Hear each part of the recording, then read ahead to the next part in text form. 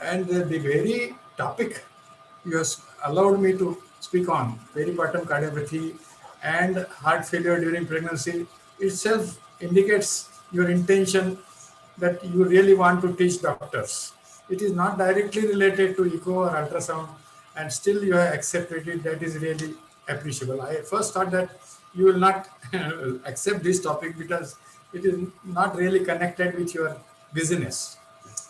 So today's webinar, I'm going to speak on heart failure during pregnancy and going to give update on peripartum cardiomyopathy.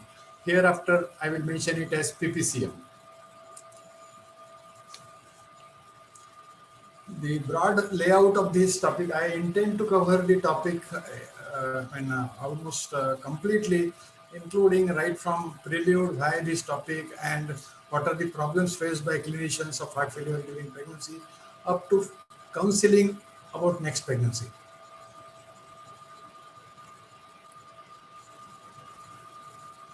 Why this topic? Because many patients of heart failure and PPCM are diagnosed quite late in pregnancy, because patients are seen by obstetricians and gynecologists. Physician does not come in picture, and it is not expected that obstetricians they are not, because they are not well versed with this problem. That's why many times the diagnosis can get delayed. Early diagnosis has better prognosis. It has potential to reverse the condition fully or partially, at least partially, and early treatment prevents complications and progress of the disease. Late diagnosis obviously has bad prognosis.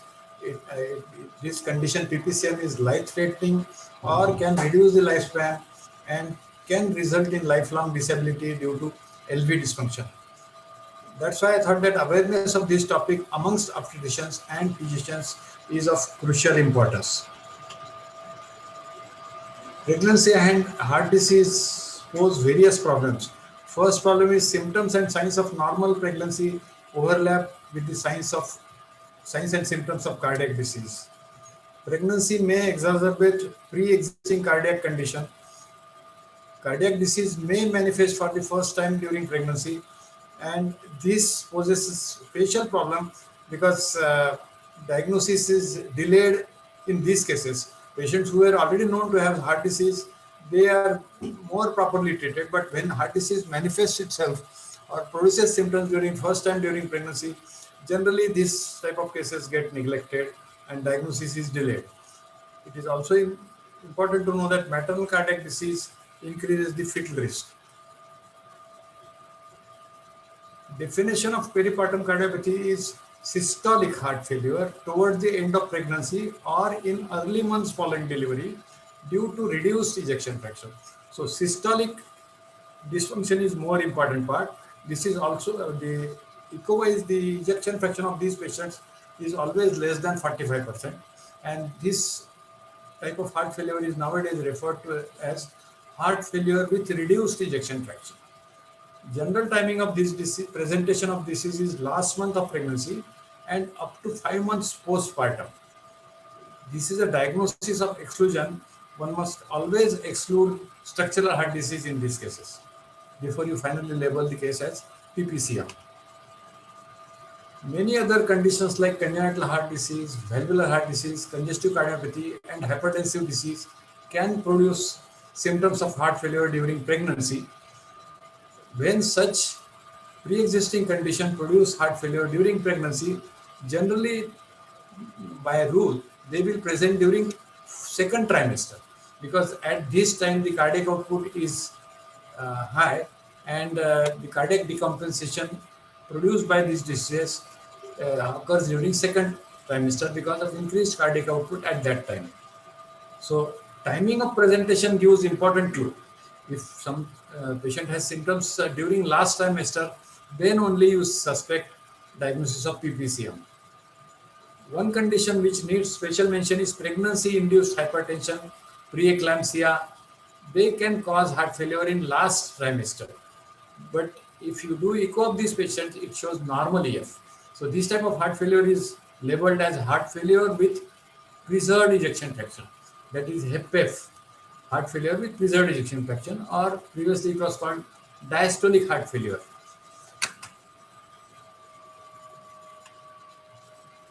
Epidemiology of this disease is quite interesting. The prevalence is highest in African countries like Nigeria and Haiti. Almost 1 in 100 to 300 normal delivery patients suffers from this condition, and the prevalence is lowest in Japan.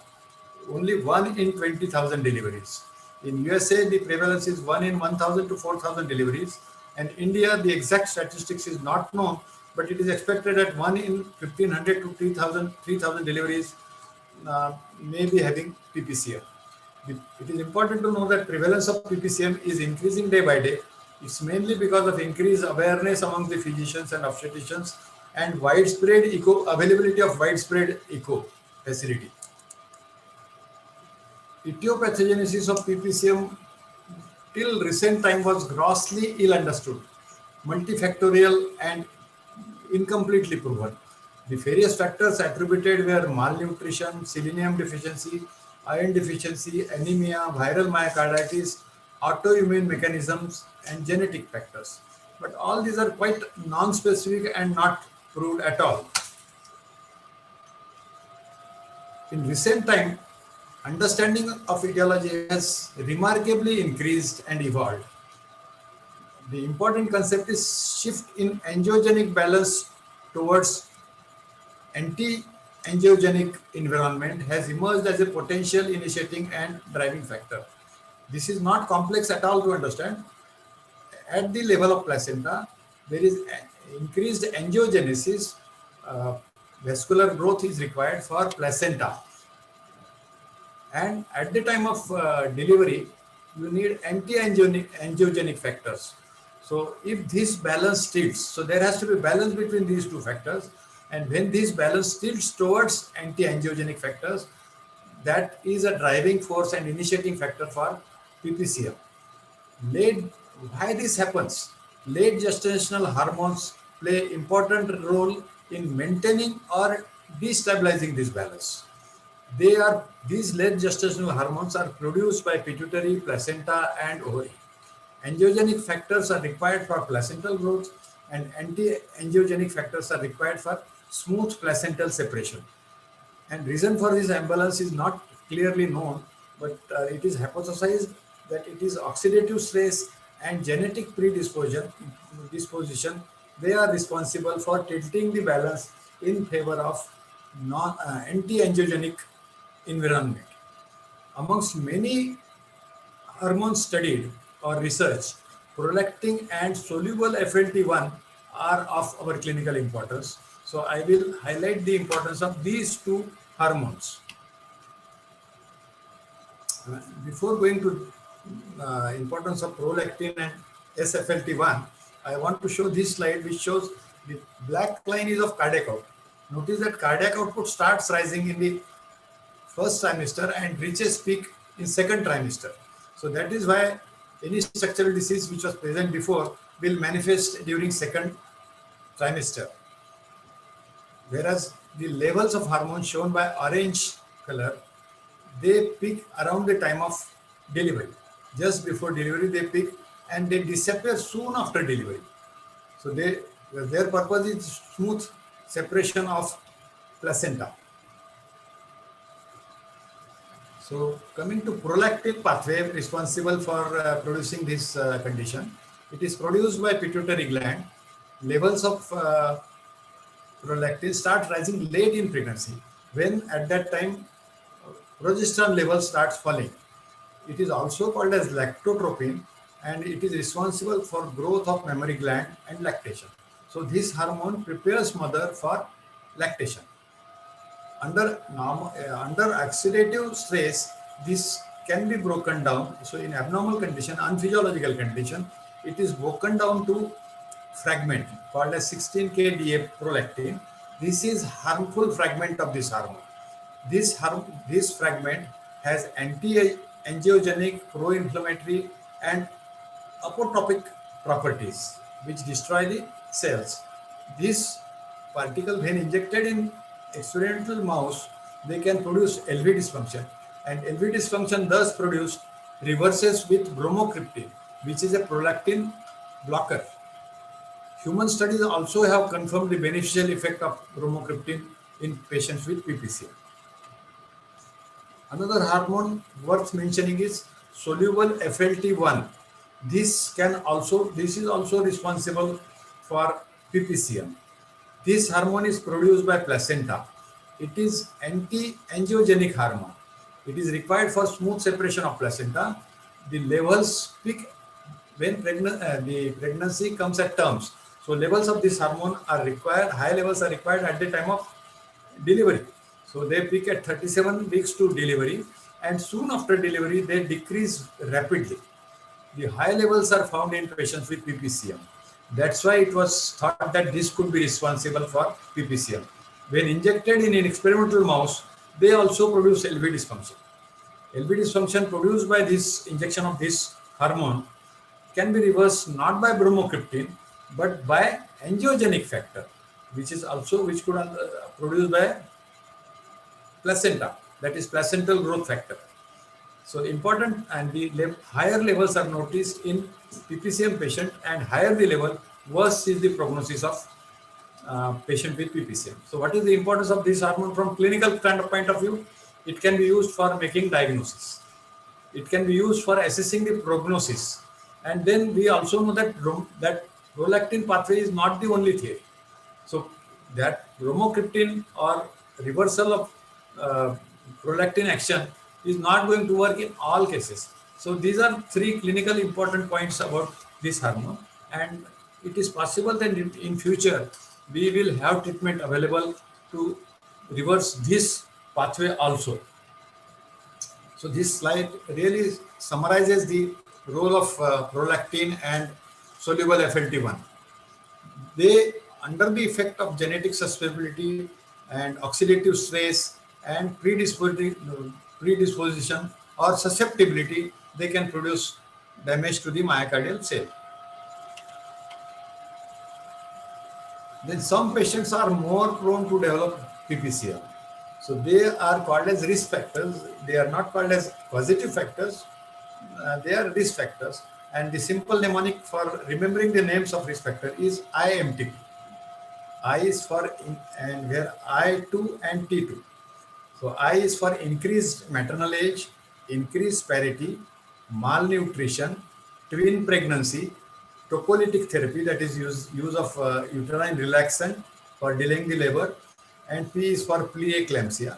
But the other risk factors not included in this mnemonic are smoking, positive family history of PPCM, obesity, IVF are also risk factors. And when pregnant female has multiple of these risk factors, they need close follow-up for monitoring symptoms of heart failure. One slide on tocolytics, that is uterine relaxants. How to remember the names of tocolytic drugs? Uterine relaxant, it's not my time. INMT. I is isoxsuprine, that is rivadelon, indomethacin. N is for nifedipine, M is for magnesium, and T is for terbutaline and acetylene inhaler. I think nowadays, previously I used to hear name of rivadelin, but nowadays I more commonly hear the name of nifedipine for this purpose from obstetricians. So prolonged use of these drugs is a risk factor for PPCM. Now coming to the clinical presentation of PPCM, dyspnea, fatigue, orthopnea, bendopnea, paroxysmal nocturnal dyspnea, edema of feet, and chest tightness. So, and patients can have tachycardia, tachypnea, gallop rhythm, raised JVP, and bilateral clefts. You must have noticed that many of these symptoms and signs are present during normal pregnancy, and that is the reason heart failure diagnosis gets delayed, and the initiation of treatment is also delayed.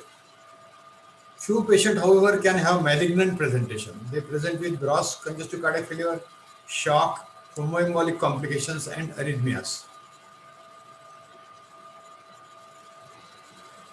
Bendopnea, this slide shows bendopnea. Bendopnea is symptom as well as sign. Patient can complain that they experience breathlessness or breathing difficulty when they are required to bend, like when they are required to touch their feet for some reason. And this can be used as a sign also when you ask the patient to sit in chair and bend at waist and touch his or her feet. Bendopnea is considered to be present if dyspnea occurs with or breathing difficulty occurs in less than 30 seconds of bending. But this sign, otherwise important for diagnosis of cardiac failure, may be present even in normal pregnancy because of the uh, pregnancy itself. Out of those signs, uh, I would like to go to previous. Out of those signs, uh, orthopnea, bendopnea, and PND are more stronger indicator of heart failure. When suspected because of symptoms and some signs, how to confirm the diagnosis of heart failure during pregnancy? So obviously the clinical suspicion is the first important key step. And when you have suspected the diagnosis of heart failure during pregnancy, and there is facility of physician is not available in many of the purely obstetric gynec nursing homes, you can take help of biomarkers. And the most important biomarker for this use is NT-proBNP. It can be used as a gatekeeper for diagnosis, and it is easily available everywhere in all path labs. Normal level of less than 300 Ng per dl almost exclude the possibility of heart failure. And when it is mildly raised in patients with preeclampsia, in patient higher the level of more than 1000 nanogram per ml strongly indicates the diagnosis of heart failure. So if the other biomarkers which could be used are soluble FLT1 levels, their normal levels are 1500 to 9000, and they persistently are raised in PNC period. And another third biomarker which can be used is ratio of SFLT versus PIGF. So these are FLT is anti-angiogenic and PIGF is angiogenic factor or hormone. And when levels of FLT increase and PIGF fall, that ratio increases. So this indicates the angiogenic anti-angiogenic balance tilting in favor of anti-angiogenic factor. Unfortunately, these two factors are so far not used clinically. So you may remember only use of NT-proBNP for the diagnosis of heart failure during pregnancy. And it is not even necessary to refer the patient to physician or get echo done if his patient's levels are less than 300 Ng per dl. This is the simple algorithm in suspected patients. When suspected purely obstetric gynec setup, you go for natriuretic BNP or NT-proBNP levels, and if they are less than 300, that these are normal values, and you can exclude the possibility of PPCM. And if the values are high, then your diagnosis suspicion becomes stronger, and then you will have to refer the patient to physician and get the echo and other cardiac investigation done. Whereas if the facility of echo is available and echo shows reasonable LV function, more than 45% or near normal, actually during pregnancy the LV ejection fraction becomes slightly more above than normal because of the excessive fluid overload. There is a hypercontractile ventricle. So if EF is normal, that almost excludes the diagnosis of PPCM, and EF is low, that means possibility of PPCM is more likely, and you have to go further in workup. ECG can be useful, but maybe normal also. At the most, it can show tachycardia and some diffuse ST changes. The ECG has no diagnostic value for diagnosis of PPCM. X-ray chest is generally avoided during ANC. If done in immediate post ANC period, it can show cardiomegaly of varying degree and evidence of pulmonary edema. Echo is the gold standard diagnostic tool. It will show dilated cardiac chambers, hypocontractile chambers, particularly LV, mitral regurg, either mild or moderate, tricuspid regurg. Clot may be seen in some of the cardiac chambers. Ejection fraction will be less than 45%. IVC in vena cava will be dilated, and if patient is in pulmonary edema, lung ultrasound will show B lines.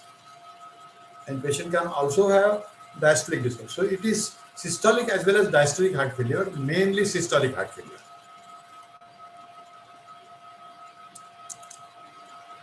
So echo shows dilated and hypocontractile ventricle.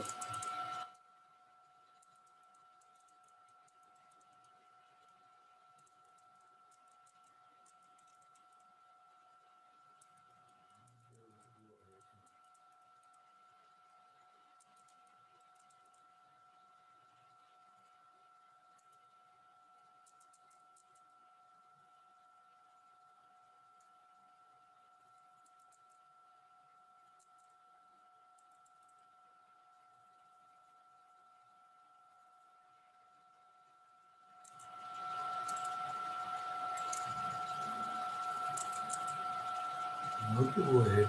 Sir, do you need any help? Yeah, how to go ahead? I'm not going to able to go to next slide. Sir, touch on the, or maybe you can come out of that. Out of sharing. No.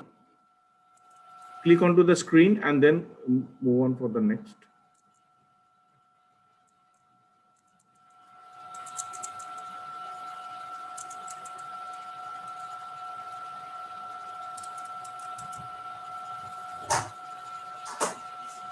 I'm not able to go ahead.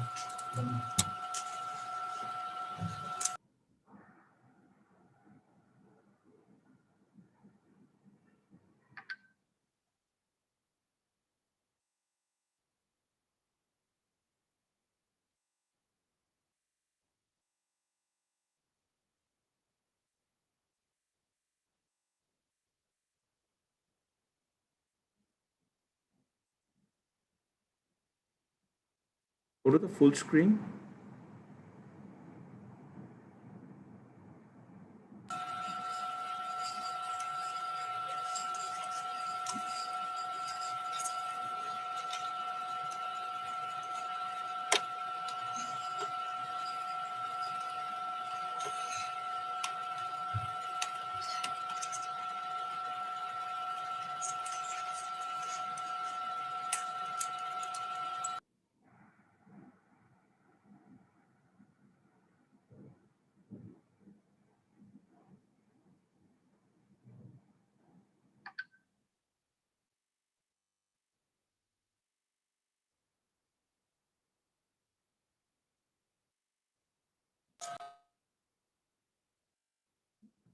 Maybe you can skip that to the next image. I think it's, yeah.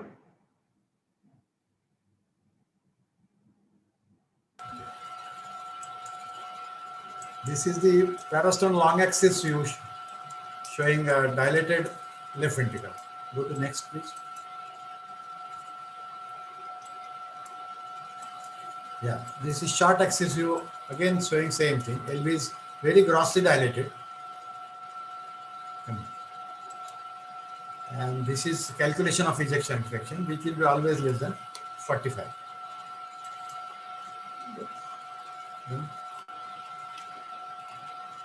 Next. Yeah. So right at the time of diagnosis, you can predict the course of the patient. Whether this patient is going to do okay or going to be very bad in near future. So there are certain predictors. When the initial diagnosis is delayed for days or weeks after delivery, gross failure at the time of diagnosis, poor response in treatment in initial few days, and inability to give important anti-heart failure treatment because of contraindication. Like if patient, we cannot give AC inhibitor, ARBs, and ARNI during pregnancy, and aldactone also. So that is actually not good. But all these drugs can be given just after delivery. Grossly dilated chambers, very poor EF, and presence of clot in some of the cardiac chambers, and grossly elevated anti-proBNP levels more than 1000 nanogram per DL are bad indicators, and you can expect that this pregnancy patient needs close follow-up and may not improve in future. And predictors of good recovery are early diagnosis, mild presentation, good response to initial treatment, ejection fraction more than 30%, cardiac chambers not very grossly dilated or just mildly dilated, no clot in any chamber, and anti-proBNP levels less than 1000. They are indicators of good prognosis right at the time of diagnosis. Another question which comes to our clinician's mind is whether this patient is going to recover and whether what are the chances of death. The good news is that more than 70% patients recover fully if treated in time, and 15% patients recover at least partially. 13% patients continue to have severe LV dysfunction throughout life. Mortality varies between 3 to 28%, and if they have to recover, they will recover in about 2 to 6 months' time, at the most 1 year. It is important to note that these patients have a hypercoagulable state and they can have clot in cardiac chambers which can get embolized. The causes for this hypercoagulable state are pregnancy itself. As we know, any surgical patient post surgery patient is having a hypercoagulable state.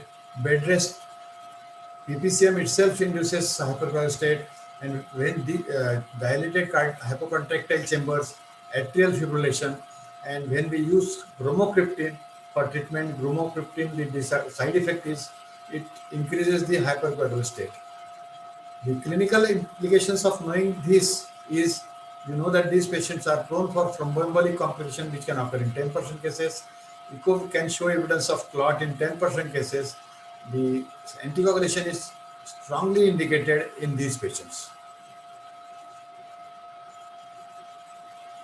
The broad principles of heart failure treatment in PPCM are anti-failure treatment in pregnancy before delivery. This is slightly uncommon. Most of the time the diagnosis is made after delivery. But if diagnosis is made during pregnancy, the drug treatment of heart failure needs modification. That is, we cannot give ACE inhibitors, we cannot give aldactone, we cannot give ARBs, we cannot give ARNIs, which is nowadays new and effective treatment for heart failure. Anti-failure treatment after delivery, we can almost use most of the anti-failure treatment. So whenever diagnosed in ANC, you wait for delivery, and after delivery you can initiate all standard anti-failure treatment. Aim of the treatment is symptomatic relief, control of heart failure, and try to improve the long-term prognosis. This slide, actually I have already told you, during pregnancy we cannot use these drugs. Although this is busy style, I can try to make it simple. This is a slide of heart failure treatment and anticoagulants during pregnancy and during lactation period. So loop diuretics like Lasix or torsemide, the green color indicates that they can be used during pregnancy as well as during lactation. So beta blockers also can be used during pregnancy and during lactation. Hydralazine and nitrates can be used. Digoxin can be used during pregnancy and during lactation. This is the only subset of drugs, that is ACARBs, aldosterone receptor blockers, sacubitril valsartan, that is a newer anti-failure treatment, and ivabradine. They cannot be used during pregnancy, but they should be initiated soon after delivery. And about anticoagulants during delivery, ANC as well as PNC, you can use unfractionated heparin as well as low molecular heparin. And warfarin, although not completely contraindicated, it should be avoided during pregnancy, but can be started after delivery. Role of bromocriptine in PPCM. Prolactin, we have seen that it is implicated in etiopathogenesis, not prolactin itself, but its breakdown toxic product is responsible for etiopathogenesis, and reversal of that is production. If we can reduce the production of prolactin itself, that is called as bromocriptine, which is a prolactin blocker, effectively blocks release from pituitary, and so it can be very effective treatment, disease modifying or disease specific treatment for PPCM. One German and 2 African studies have shown promising results, and therefore in ESC 2018 guidelines, it is a class 2B level of evidence B indication for PPCM. It is useful only when started early in postpartum period.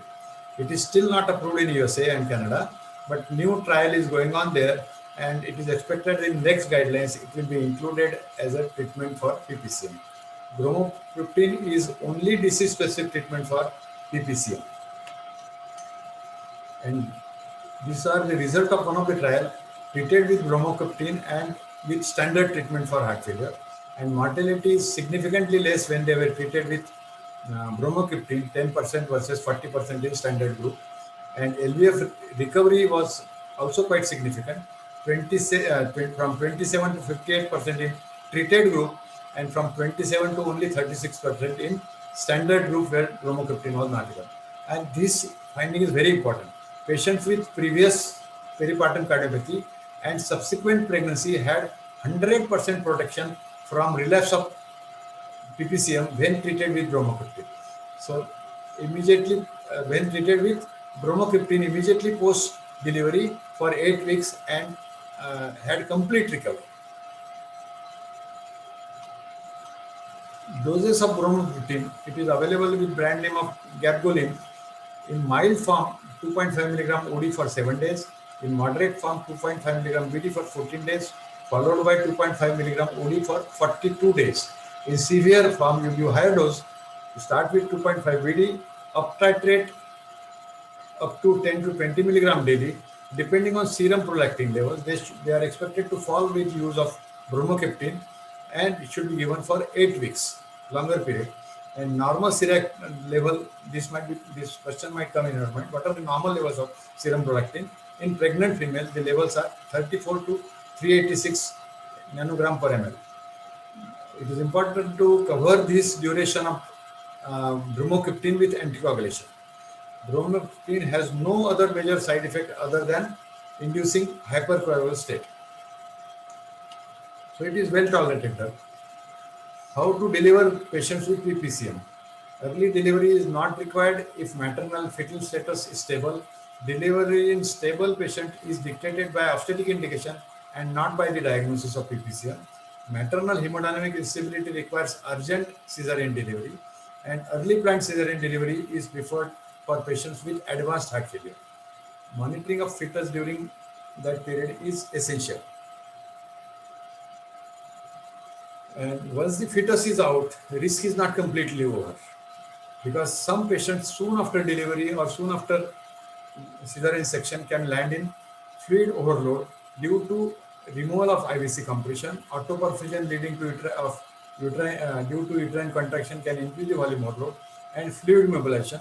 So one should monitor the patient for initial few hours, anticipate this complication, monitor for signs of increased heart failure, and treat with Lasix if those findings of overload are detected. Whether to breastfeed these patients, breastfeeding is allowed or not, this is slightly controversial issue. The previous trials indicated that breastfeeding should be avoided. Reason: nursing mothers have higher prolactin levels, and we know that prolactin is the culprit hormone. So they thought that it will increase the disease, or it will increase the disease progression.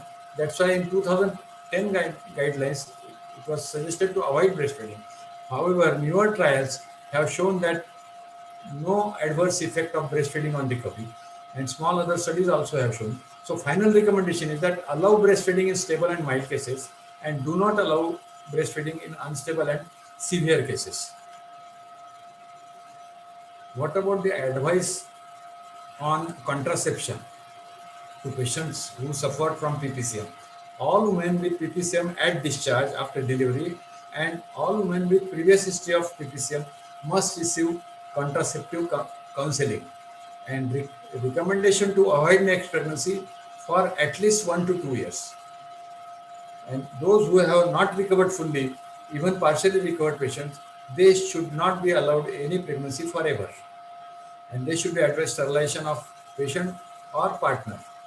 Those who recovered fully, this is slightly controversial. Those who recovered fully, whether they should be allowed next pregnancy, our statement to patient should be, even if you have recovered fully, we cannot guarantee that during next pregnancy you will not suffer from this condition. If they are ready to take that risk, you can allow conditionally. So full recovery does not predict a risk-free subsequent pregnancy. Relapse rates are unacceptably high in those who have not recovered or recovered partially. Mortality rate is very high if PPCM occurs again during next pregnancy. Only thing is, those who have received bromocriptine during first pregnancy when they suffered from PPCM and recovered fully, they can be allowed pregnancy. So this seems to be big advantage of bromocriptine. Both therapy regime is popularized by Germany 2018, and this B is for bromocriptine, O is for oral anti-failure treatment, A is for anticoagulation, R is for vasorelaxing drugs like ACE/ARBs and ARNIs, D is for diuretic if patient is having signs of congestion. If one follows both regime, it reduces morbidity and mortality. And once again, I want to highlight that bromocriptine is safe and improves prognosis. So coming to final two slides, high level of suspicion is important when pregnant woman presents with signs and symptoms of heart failure because early diagnosis allows proven treatment to be started which promises good recovery from potentially life-threatening condition. PPCM should be diagnosed only if other causes of heart disease are ruled out by echo. While treating patient with PPCM, also consider fetal well-being. All standard heart failure treatment should be started in postpartum period, and bromocriptine is only disease-specific or disease-modifying treatment. Pregnant women should not receive ACE/ARBs and aldactone. EF more than 30%, low anti-BroP levels, and mild presentation predicts better outcome. Obstetric management needs to be modified only in moderate or severe cases. Subsequent pregnancies carry high risk of relapse even in women who have fully recovered. Awareness and proper management has potential to save life. Thank you. So if there are any questions, we can discuss them. Let me go to chats. Sir, in question and answer session, I think one question has already been put. The ideal time to do an echo alternately. Ideal time to depends on your clinical suspicion. In every patient, you need not do echo. If you think that patient's dyspnea is disproportionate or signs are disproportionate, then only you should do echo. Yeah. बराबर है. तो in huge हुआ માટે smartphone એપ્લિકેશનનો भी उपयोग કરી શકાય. Any other question, Manojit? Sir, in so one more question also came in the question answer session. Cardiology and broncho are the same. Pardon? Please repeat the question. Manojit?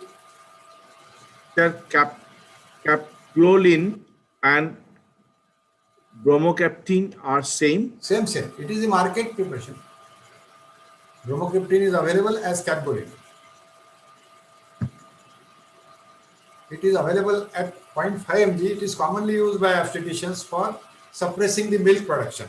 The one question which one of the gynecologists asked me, whether breastfeeding is allowed, but you also give bromocriptine, then will it suppress the breast milk?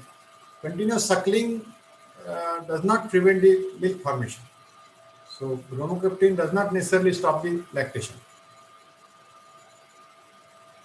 Sir, the next question is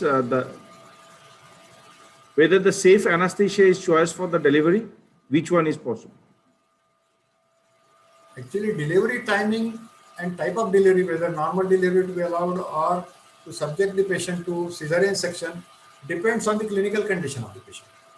And even anesthesia, any anesthesia of choice of the anesthetist can be given. But generally, in more serious cases, they prefer general anesthesia. Sir, one person has asked for whether he can use the low dose beta blocker also. Yeah, beta blockers are treatment of choice for heart failure, and they can be given during pregnancy as well as after delivery. And only recommendation is one should use more cardio-selective beta blockers. Metoprolol can be used. Another drug,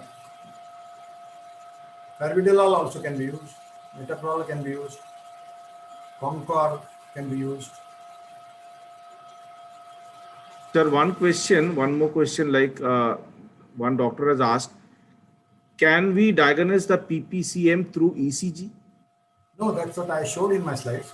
ECG is not diagnostic. It can be normal, or at the most it can show tachycardia and minor non-specific changes, which are not diagnostic. So there is no ECG diagnostic criteria for PPCM.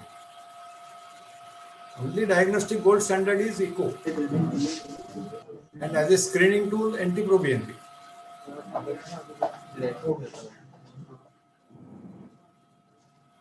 Any other comment by participants? Sir, one more, like the fluid management after a cesarean section should be injected with the IV fluid. After anesthesia, generally patient is nail by mouth for initial few hours. It again depends on type of anesthesia. Generally, after general anesthesia, they don't allow fluid intake for few hours. So IV fluid can be given, but again, you have to monitor the congestion status. You have to monitor the JVP, hepatomegaly, and vessel crypts. If patient is not having signs of congestion, you can give IV fluids. But as I told you, during immediate post-delivery period, patient is likely to go for fluid overload. So better to avoid for even IV fluids for initial few hours. If patient appears dehydrated, then only you can give IV fluids. Sir, one more question also came, like heart transplantation surgery can be suggested in chronic PPCM condition. Yes, yes. If patient continues to have LV dysfunction and disabled because of that, it is definitely nowadays treatment which is available in our country and can be offered to these patients. In fact, one of my patients has undergone a cardiac heart transplant at Mumbai, and after heart transplant, she is doing well. So naturally, this possibility comes into our mind and patient's mind also, that when we tell them that your patient is having residual severe LV dysfunction and patient is disabled, and they want to know whether patient has any other treatment option, and if patient can afford, we definitely should refer them to higher center where facility of transplant is available.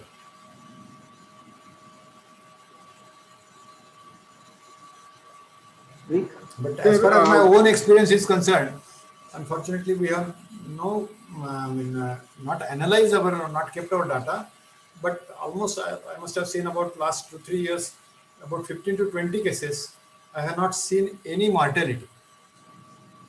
Few patients have completely recovered, and few patients are continue to have LV dysfunction and compromised LV dysfunction. But most of the time, diagnosis is late. They are diagnosed almost 2 to 3 weeks after delivery. And actually, diagnosis is important because sometimes obstetrician may experience unexpected death if a patient is not investigated and not diagnosed and dies suddenly in post-op period because of arrhythmia or hypotension, shock, and severe cardiac failure. It is very difficult to face that situation. So better to be more suspicious about this condition, and so that you can initiate treatment and avoid last minute difficulties. Sir, one last question. PPCM affect the born baby also in any heart disease? No. PPCM has no effect on the baby. Drugs can affect. If they are given during ANC period, they can have harmful effect. But in PNC period, after delivery, drugs, and it is not that way harmful to the fetus. But it is a positive family history that female child, when she becomes pregnant in future, that is regarded as one of the risk factors. Okay. Sir, I would like to ask you a question. So if a patient, you said that even after delivery, this problem can continue, sir. So yes. How long do you suggest to be having a patient under surveillance, sir? How long one should be skeptical? It's a very good question. It should be guided by patient's symptoms and your diagnosis at the time of discharge. Okay. If patient was asymptomatic and echo showed only mild LV dysfunction, then you can monitor less frequently. But then generally it is unlikely that patient who was initially mild later on becomes severe. That is unlikely. Okay. Most of the time, patients who were initially more severe because of symptoms and because of their echo finding, slowly they are like over the next few months, they are likely to improve, and some patients will continue to have same LV dysfunction and develop complications related to LV dysfunction. So So in much, those sir. patients, you will have to do close follow-up.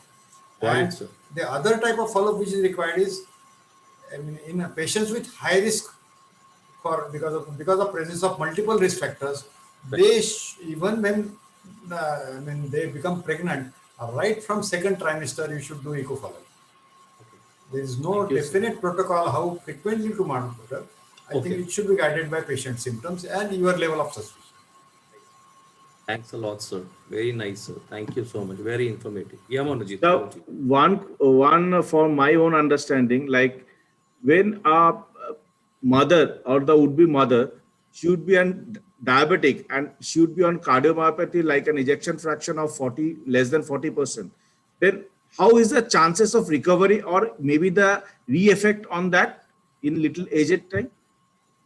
Now your question is patient expected female patient who is already suffering from diabetes and already Yes. suffering from diabetic cardiomyopathy.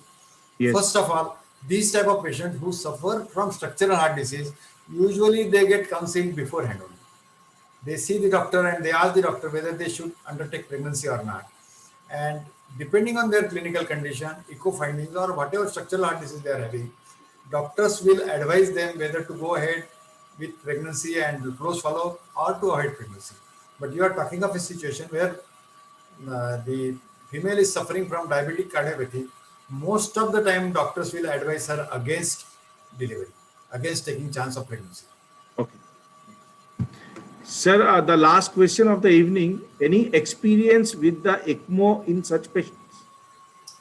No, I don't have any personal experience, but these type of treatment may be required, ECMO or some mechanical device support in patients who have malignant presentation. Unfortunately, all those facilities are very expensive, not easily available, and most of the time patients' finance in our country does not permit that. So I personally don't have experience, but it is to be used in malignant cases or severe cases when they land in severe heart failure or shock. ECMO as well as IVP or any other modality of support should be taken in circumstances where it is available. Monoji, if the questions are over, Yes, I would like to thank Mahorkar sir for such a wonderful session, a fantastic session. The chat box is full of comments. And it's definitely a niche topic. You know, you asked in the beginning, why did you agree to do a webinar on this topic? See, if you see our slogan, our slogan is we are a trusted partner for healthier Bharat. So it is not only about ultrasound, it is about awareness, it is about education. And thank you very much, Mahorkar sir, for supporting this. Thank you very much for spending 1 hour with us. Thank you so much, sir. Thank you. Bye. Bye, everybody. Thank you. Thank you, everyone. Okay. Bye-bye. Thank you. Happy Thank Holi you. to all. Stay safe, stay blessed. Thank you. Thanks. Yes, Thank you. happy Bye-bye. Holi. Thank you. Bye. Xavier, Monijit, Rajiv, thank you. Thank you. Rajkumar, very special thanks. Thank you. Yes. Thank you. Yes. Bye-bye. And Thank our you. special Bye. thanks to Nikhil. Thank you, Nikhil. Bye-bye. Bye.